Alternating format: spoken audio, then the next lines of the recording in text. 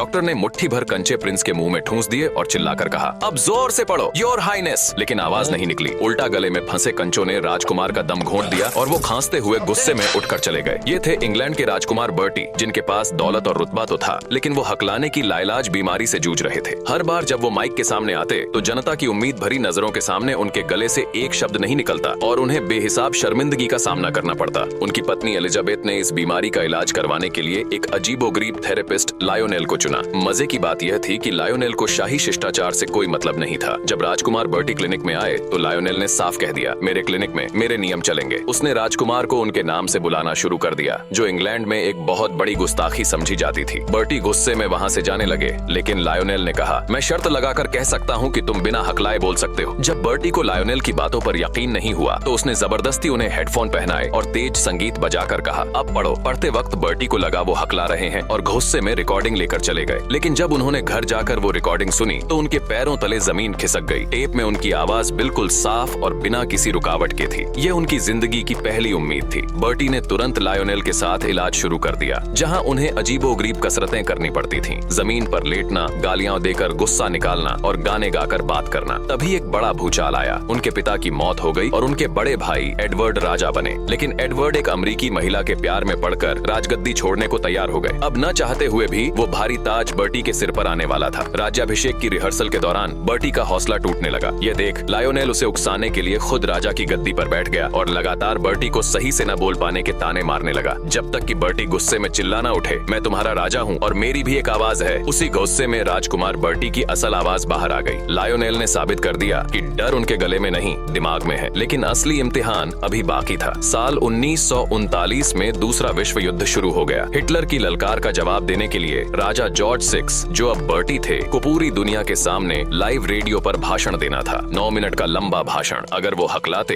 तो पूरा देश उम्मीद खो देता। प्रसारण से ठीक 1 घंटा पहले बर्टी डर के मारे कांप रहे थे। लायोनेल ने उन्हें स्टूडियो में एक छोटे कमरे में बंद किया और कहा, ये मत सोचो कि तुम दुनिया से बात कर रहे हो, बस ये सोचो कि तुम अपने दोस्त से बात कर रहे हो। लाल बत्ती जली। पूरी दुनिया सांसें रोककर रेडियो से चिपकी थी। बर्टी ने बोलना शुरू किया। शुरुआत में जुबान लड़खड़ाई, सांसें थम गई थीं, लेकिन लायोनेल की आंखों में देखकर उन्हें हिम्मत मिली। धीरे धीरे उनकी आवाज में वो ताकत आ गई जिसने पूरे देश में जोश भर दिया। जब भाषण खत्म हुआ तो वो हकलाने वाला राजकुमार अब एक राजा बन चुका था। बाहर खड़े हजारों लोगों ने तालियों की गड़गड़ाहट से उनका स्वागत किया। दोस्तों, कभी कभी जंग मैदान में नहीं बल्कि हमारे अपने डर के खिलाफ लड़ी जाती है।